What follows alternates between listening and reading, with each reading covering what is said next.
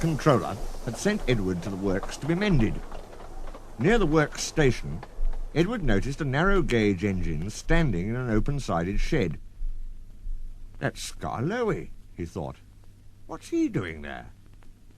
He remembered Skarloey and his brother Renius, because in the old days he had often brought passengers who wanted to travel up to the lake in their little train. As the men at the works could not mend him at once, Edward asked them to put him on a siding close to Skarloey. Skarloey was pleased to see Edward. "The owner has just bought 2 more engines," he said. "He told me I was a very old engine and deserved a good rest.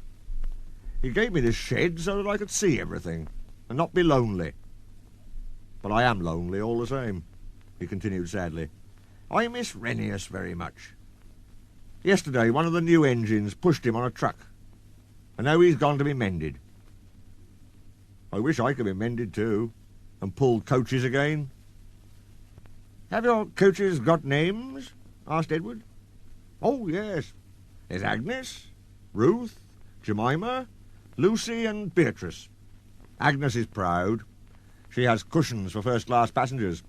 She pities Ruth, Jemima and Lucy, who are third class with bare boards. But they all 4 sniff at Beatrice. Beatrice often smells of fish and cheese, but she is most important," said Skarloey earnestly. "She has a little window through which the guard sells tickets. I sometimes leave the others behind, but I always take Beatrice. You must have tickets, and a guard, you know." "Of course," said Edward gravely. "Renius and I," continued Skarloey, "used to take turns at pulling the trains. We know everybody, and everybody knows us. We whistle to the people in the fields, at level crossings, and in lonely cottages and farms, and the people always wave to us. We love passing the school playgrounds at break time, but then the children will always run over to the fence to watch us go by. The passengers always wave, because they think the children are waving to them. But we engines know better, of course," said Skarloey importantly. "Yes, we do indeed," agreed Edward. "We take your tourists to the lake, and then get ready to pull the train back. We enjoy the morning journey home, because then our friends from the villages come down to do their shopping. We whistle before every station, 'Peep, peep, look out!' and the people are there ready. 'Where's Mrs. Last?' asks the guard. 'She's coming.' 'Peep, peep,' we whistle, and Mrs. Last comes running onto the platform. 'We'll leave you behind one of these days, missus,' laughs our driver, but we know he never will. We stop elsewhere too, at farm crossings and stiles, where paths lead to lonely houses. Renius and I know all the places very well indeed, and our driver used to say that we would stop even if he didn't put on the brakes.